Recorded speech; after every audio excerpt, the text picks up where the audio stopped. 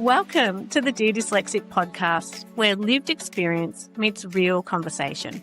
We shine a light on the stories that need to be heard with honest and inspiring conversations with people with dyslexia and other neurodivergent conditions like dyscalculia, dysgraphia, ADHD and autism. The Dear Dyslexic Podcast is more than just a show. It's a community, a space for connection and a movement to rethink dyslexia. Subscribe today and join us on our journey, one story at a time. I'd love to go back to when you said you started tutoring your daughter in maths, because dyscalculia is so much more than just maths in a lot of ways that people don't understand. Are you able to unpack a little bit around some of the, because I guess, some people might think that some people often assume with dyslexia, the letters just move on the page or things like that. Are there common myths that you've heard around dyscalculia as well? Or assumptions? I'm not sure. I actually think one of the issues with dyscalculia is that, like me, when I first heard of it, people have never heard of it. I think one of the issues is there's very little awareness of it. And even maths teachers that I've spoken to, hugely competent maths teachers, don't really have a huge, much of anything other than a basic understanding of it. And so I don't think that there's a lot of myths out there like there is about dyslexia. It's more that it's invisible and, it's misunderstood. Well, I don't even think it gets to the chance to be misunderstood because it's just like a real lack of awareness of it. Certainly my experience with my daughter is that no one had ever heard of it. And so whenever she had a new teacher, it was always the whole, here we go, introducing a new teacher to it again. So I'm not sure that there are that many myths around it. I think that there are a lot of reasons for it. So maths is really difficult for a lot of people. So a lot of people living with dyslexia find maths difficult. And a lot of people with learning difficulties find maths difficult because it relies so much on working memory and processing speed. And so, I've tutored students that don't have any kind of formal identification, but they have slow processing speed or a limited working memory. And so they probably wouldn't meet the criteria for dyscalculia, but maths is extremely difficult if you can't keep all those kind of digits in your head and do those calculations. So I think pure dyscalculia, if we're talking about dyscalculia, is a little bit different to that, in that, I work with kids that find maths difficult, and, you live with dyslexia, you find maths difficult because a lot of the language is difficult. But really with dyscalculia, it's a lack of basic number sense. It's like if you think about dyslexia and think, at the core of most dyslexia is like phonological difficulty, difficulty hearing those little sounds in words and being able to break them apart and work with them. Dyscalculia is like that, but with a sense for numbers. It's like you can't hear the sounds in dyslexia. You can't see the numerosity in things. You know what I mean? You just don't have an idea of bigger and smaller or how that works. So, for example, I would have a typical discussion with somebody living with dyscalculia, and it might be like, okay, what's 12 plus 2? And they'll go, 122, because you add another 2 on and now it's 122. And you go, no, not quite. So I get out 12 counters and I'll add 2 more counters and I'll count out 13, 14. And I'll go, so 12 plus 2 is 14. What's 12 plus 2? 6. It's like, the concept just doesn't exist for them, if they've never had any kind of remediation. So, it's a clumsy example, but it's like a real disconnect with numbers that I find with kids living with dyscalculia.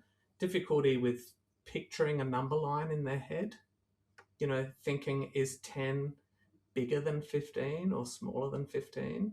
So those kind of really fundamental conceptual things they find difficult.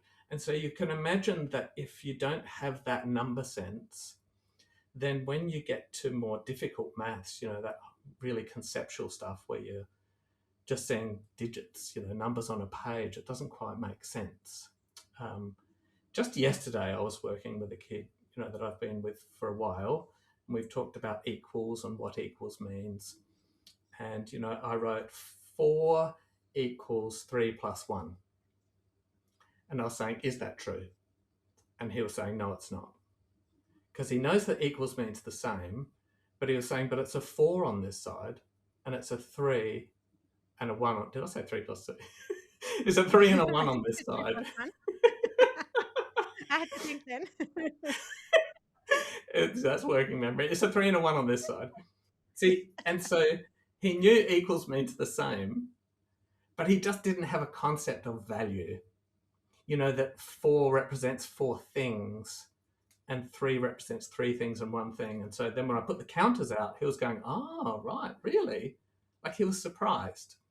And so, yes, it's that real lack of making that number sense connection that I find with kids living with dyscalculia, rather than kind of maths anxiety or working memory issues. You see a lot of people living with dyslexia or working memory issues, or ADHD and executive function, following sequences and things like that are difficult. And there's a lot of that in maths, so that can make maths difficult.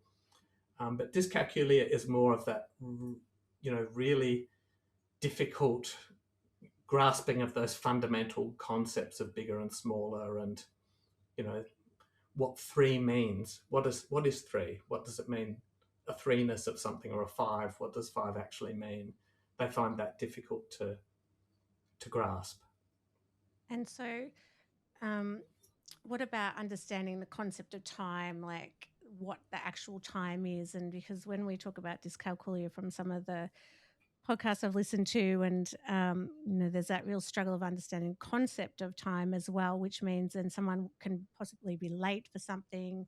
Like, how do you see it impacting outside of just trying to understand those basic, what 3 things plus 4 things means? Time is a big one. That lack of a sense of time, and I'm not speaking scientifically here, just my experience and opinion, but I think they're related. I think, the idea of quantity and bigger and smaller, because time is, after all, just a measurement, isn't it? And so the idea of more time, less time is still that same kind of circuitry, isn't it? Of what's more and what's less. I know that, with my daughter, for example, you'd go to a room and you'd say, okay, we're leaving for school in 10 minutes. Put your shoes on. I'll be back in 5 minutes. And we've got to go. And, I go to the kitchen, I come back, and she's like got a movie on, and she's put dress up on, and she's dancing and having a little disco. And I was saying, oh, we're going to be late. And she was going, what? I thought I had plenty of time. Like, just zero concept of what 5 minutes meant. And so one of the things we used to do is talk in terms of more concrete things. And so we would say, I remember there's a show called Charlie and Lola that the kids watched, and they had fairly short, I think they were like, 5-minute episodes or something. And so we would say it's like 2 Charlie and Lola episodes. And so she had more of a concept of that, of like, okay, I have a feel for how much that is. And so for us, more kind of concrete things like that to link time to worked, rather than kind of that conceptual 5 minutes, 10 minutes. That's very difficult to comprehend it.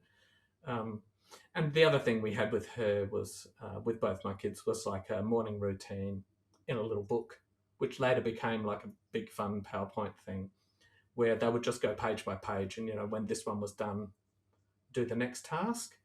But the problem again was time. And so not knowing how long to spend on those tasks. So I made a PowerPoint that had each task with a little visual timer on it. So they could see, by the time this gets to here, I need to have done this.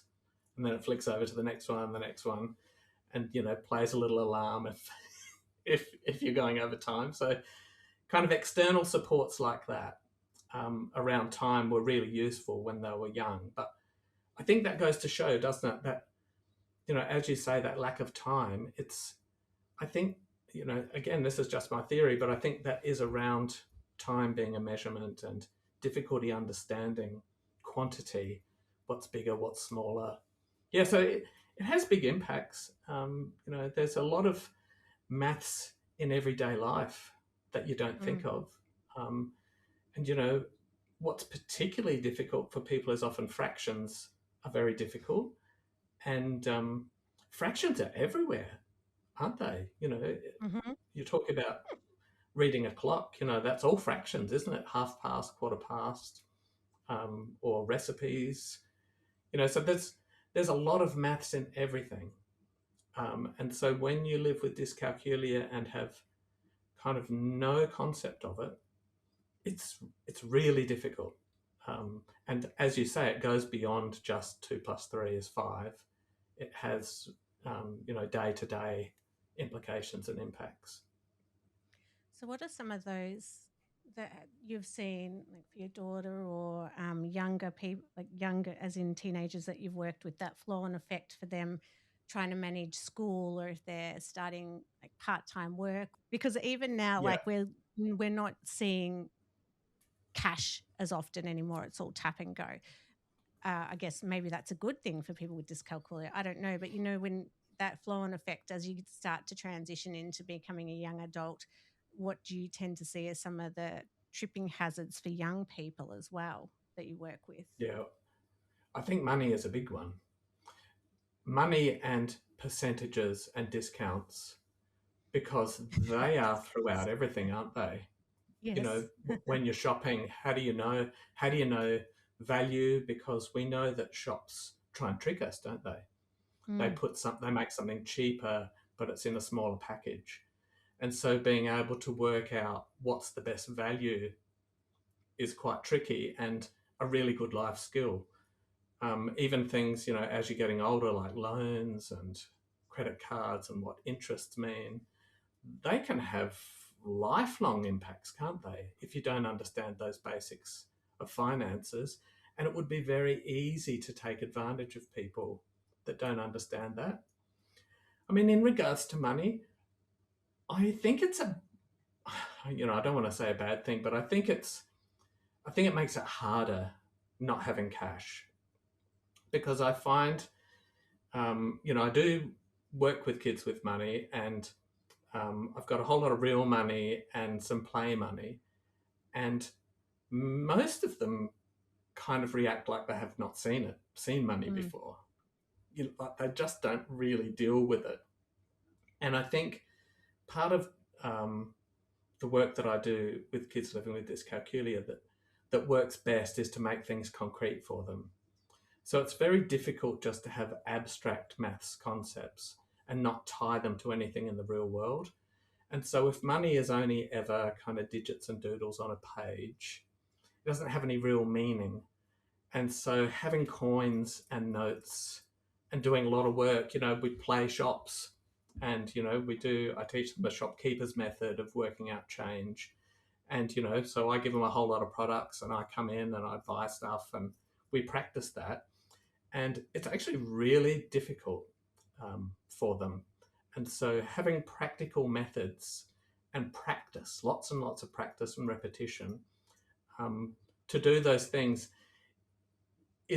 I think it's a vital step to actually work with the physical objects and see how it works, rather than it just all be electronic. Because it's so easy to spend money, make a mistake because you thought you were spending $27, but really it was $270.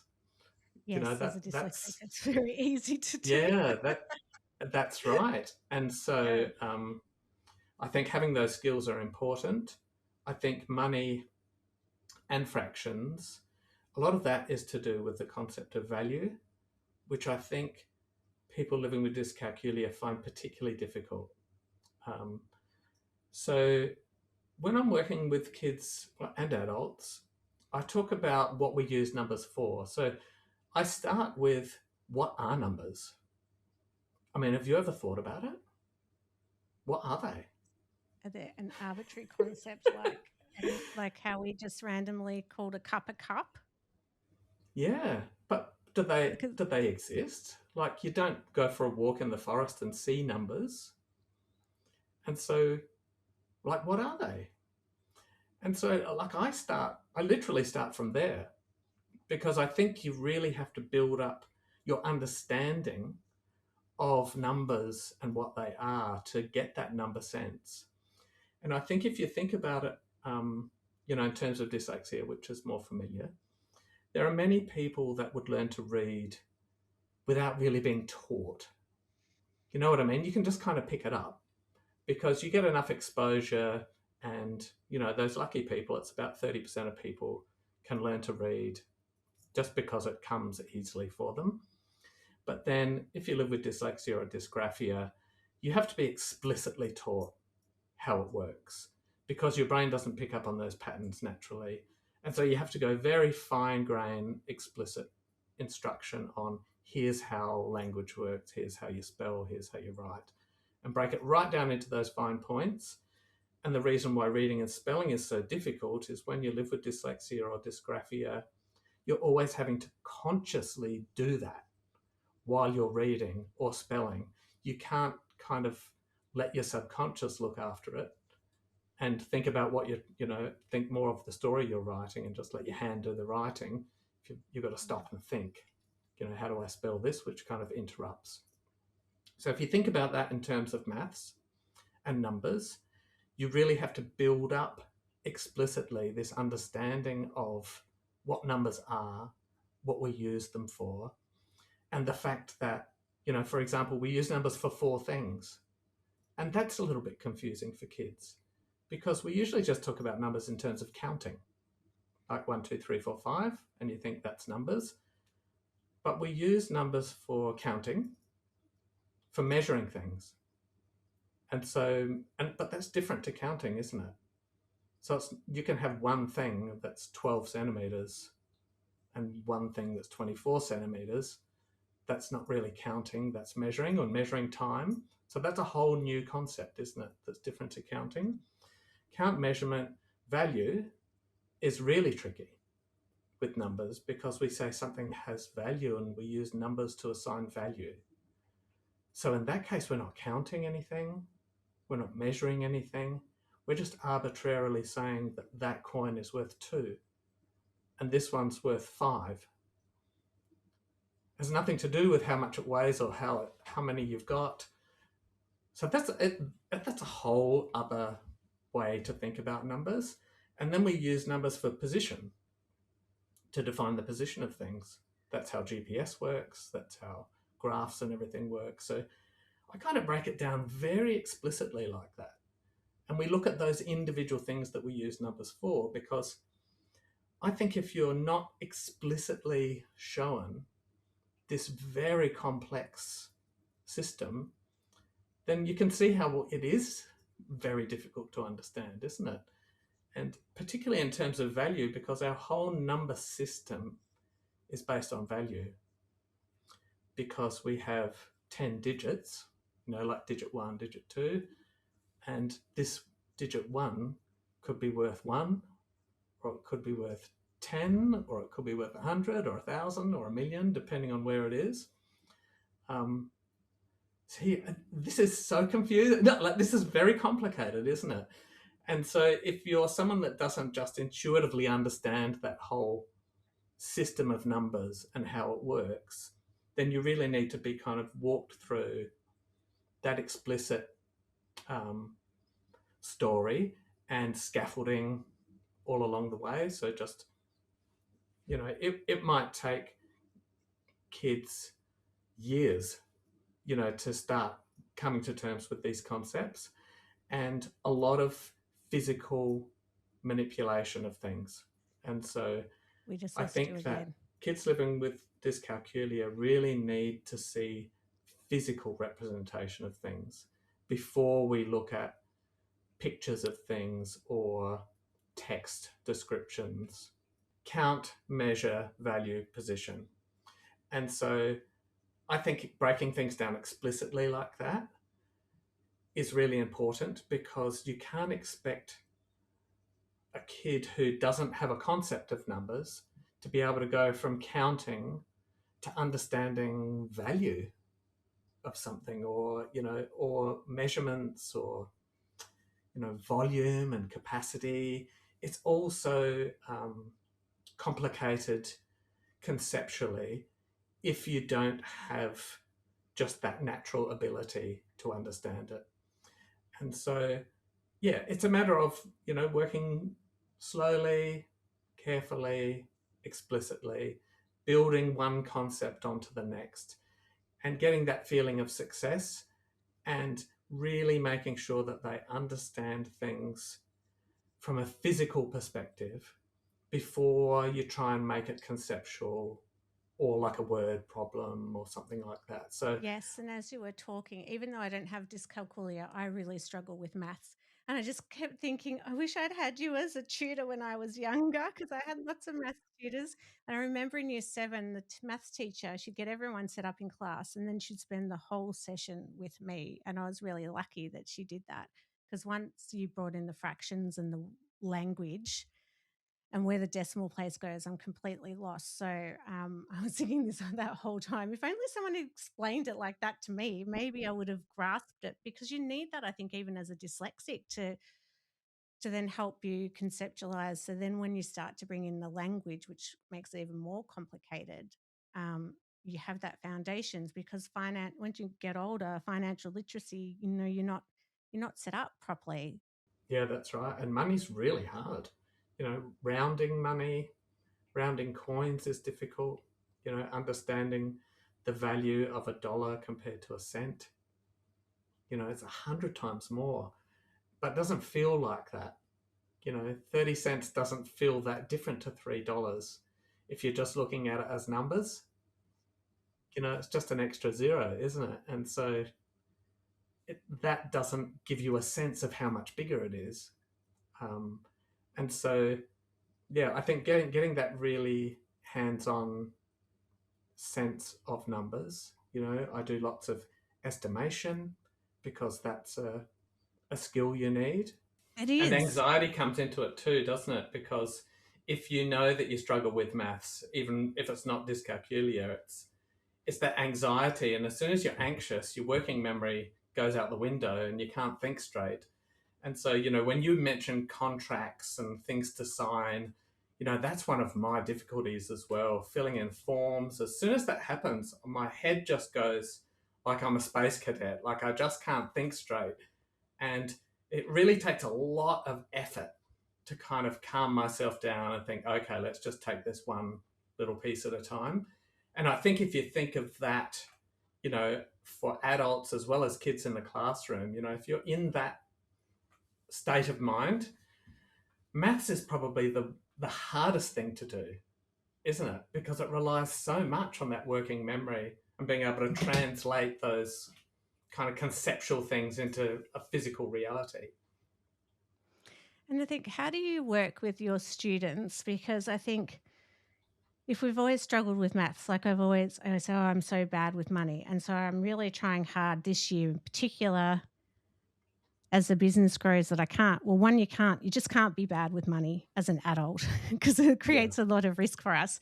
But it's Yeah. how can we change our mindset from a young age to help children say, okay, you might be struggling, but doesn't mean you're going to be bad at this for your whole life, or you're going to have really good strategies to help you so you don't have this negative self-concept around money and numbers. And like, are there things that we can do from a young age to help us not feel like, because then it's kind of ingrained, isn't it? Yeah, it I'm always is. bad with money. I'm never going to be able to manage a budget. I'm always going to order extra food, and that's just life. Like, Yeah. what can we do to help that? Well, I think that kind of thinking is protective, isn't it? Because it comes from years of making mistakes. And so if you've gone to school and you just don't get it, despite, everyone's best efforts, then you kind of default to that state of, I'm never going to get it.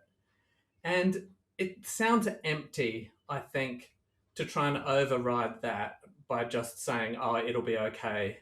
You know what I mean? It'll be okay. I'm sure you've probably heard 10,000 times, but that doesn't reassure you. So I find that actually getting success is the best way to start building confidence. And you get success by simplifying things to the level where the student, whether that's an adult or a kid, can understand it. You've got to start at the level of the learner. And often with kids with dyscalculia or, even just dyslexia and maths, that means going right back to the start.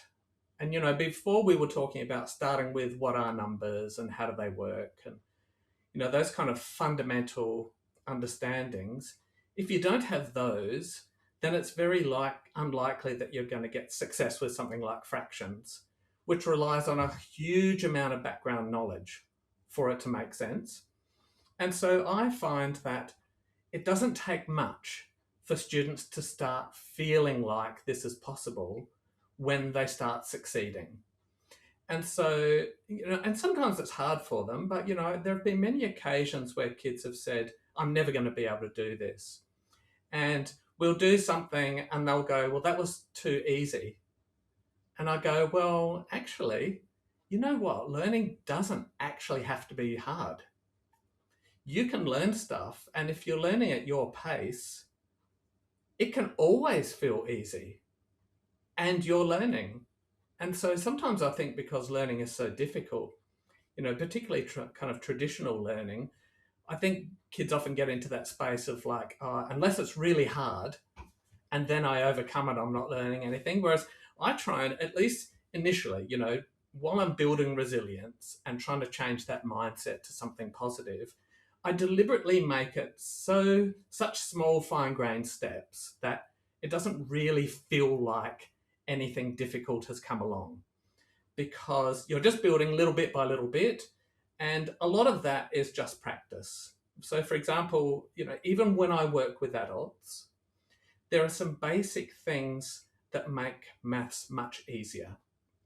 So if we think about, just building up the concept slowly, bit by bit, well, then there are some skills that make maths easier to do in your head.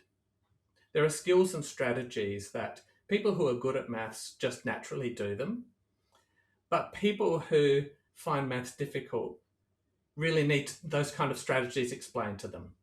So one of them is called number bonds. And so I start off with number bonds to 5, which is just what numbers add up to 5.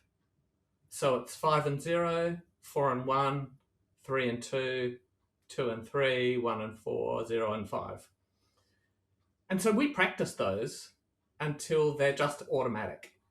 And we practice them by playing lots of games and, a whole variety of things, so that those kind of things just become automatic. And we do the same with number bonds to 10, so 5 and 5, 6 and 4, 7 and 3, 8 and 2, and build those as automatic. I work with kids on counting in 2s. Sometimes with kids, we just start with counting in 1s. Just counting up to 10 and back can be a challenge, but we just practice it and practice it and practice it. And they feel the success. So even if we're talking about something like, and this is, very recent for me with a kid I'm working with, he was thrilled because he could count to 10 and back. And he realized now that because he loves Thunderbirds, he realized he could do the countdown now, 10, 9, 8, 7, 6, 5, like for the blast off. And that feels small, but for him, that's a really big win. And so things like that build confidence. And so then I explain, well, you know what? All of the rest of maths is no more difficult than that. It's just a new thing that you have to learn, and you practice it enough and you do it in small enough steps. And it doesn't feel like it's this insurmountable thing. Whereas if you have, very little background knowledge, or there's some gaps in your knowledge, and then I try and teach you fractions, no matter what I do, it's going to be confusing for you if you can't reliably count. You know what I mean? Because, or you can't kind of work out those really basic facts. And fractions rely a lot on multiplication and division. And so if you don't have those basic facts, then I'd be actually taking a step back from fractions and going, well, it's these basic skills we need to build first. It's like fluency. It's kind of like the alphabet of maths.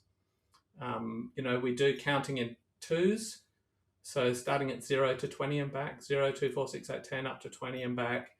And we also do that same thing starting at ones. So 1, 3, 5, 7, 9, 11, and backwards, which is really tricky for some kids. You see and for my quite face. a while. Yeah, that's right. I feel a bit of trauma coming in then when you said backwards. Yeah. I don't actually think I probably could, but it would take me time. I wouldn't be able That's to do right. it automatically. Yes, And I correct. probably wouldn't get it right the first few times. That's right. But think of how many times you've got to do that when you're doing maths. You've got to count forwards and backwards all the time, and you're not always going to be lucky enough to be counting back from a even number. It might be 21 take 3 or 21 take 2. If you've got to stop and go 21, 20, 19, do it on your fingers, then you've kind of lost the thread of the sum that you're working on because you've kind of had to step out of it to do that you've lost the flow. small calculation. Yeah. But if you build up those fundamental skills so that they just become automatic, it frees up so much of your brain power to then be focusing more on, keeping track of the problem that you're working on, or, whatever it is you're working on. But it also builds confidence. And so once you know you can do it, then you have the confidence. And for kids that struggle, I just let them read it to start with. So they have cards, when we do a new thing like counting in twos, forwards and backwards, I'll make a little card for them, and they practice those cards as often as they can, and we practice them in every session. And if they're struggling with it, I don't put them under pressure, because that's going to make their working memory go out the window, and then, you can see that whole spiral. It doesn't take very much for a kid to be suddenly saying, oh, I'm so dumb, why can't I remember this? And so I kind of have to be on guard and know the kid as well. And just, say for the first 5 weeks, they just might be reading that forwards and backwards and not trying to do it off by heart. And where I might stop, where I might swap over to them doing it, is usually them. It's usually them that says, okay, I want to try this without the card. And I think, this is gold. This is jackpot, because now they're actually challenging themselves, which says to me, their confidence is up. They're not going to feel humiliated or stupid if they get it wrong. So they're kind of building up that little bit of resilience. And so I think just doing that in a really gentle, patient, caring way, not rushing them, letting them know that I understand how hard it is, that there are plenty of other kids that struggle as well. So it's always just, for me, about de-escalating the situation, making it feel achievable, making it feel like, that it's not a pass or fail situation. It isn't right or wrong. It's just a matter of practice and building up skills.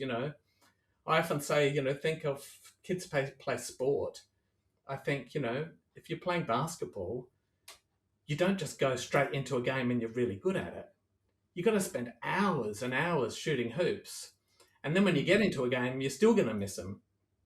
It's like that. You just got to do the practice. And once you have the practice, then it frees up all that brain power to be then focusing on what the actual maths problem is, rather than just getting stuck in that calculation. And, I often see kids counting on their fingers and hiding their hands. And I say, you're counting on your fingers? And they say, oh, no, I'm not. Because at school they get into trouble, if the teachers say, oh, don't count on your fingers, don't count on your fingers. And so they've got no other strategy. So they kind of put their arms under their hands under their arms, or sit on their hands and try and count with their fingers.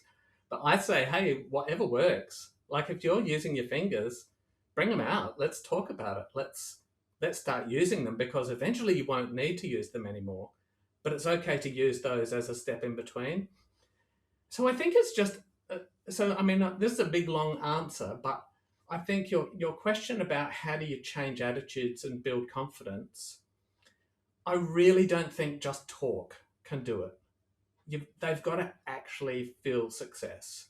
They've got to actually go, you know what? I didn't understand fractions at the start of this year, and now I do. And once a kid has experienced that, then I think it opens up so many more possibilities. Then they become much more open to tackle things because they've felt that success. If you haven't done so already, make sure you sign up to our mailing list so you can keep up to date with everything we are doing at Rethink Dyslexia. So head to rethinkdyslexia.com.au. And don't forget, if there's anything you heard today that was distressing, you can contact Lifeline on 13 11 14 or Beyond Blue on 1300 22 46 36. Thanks for listening and bye for now.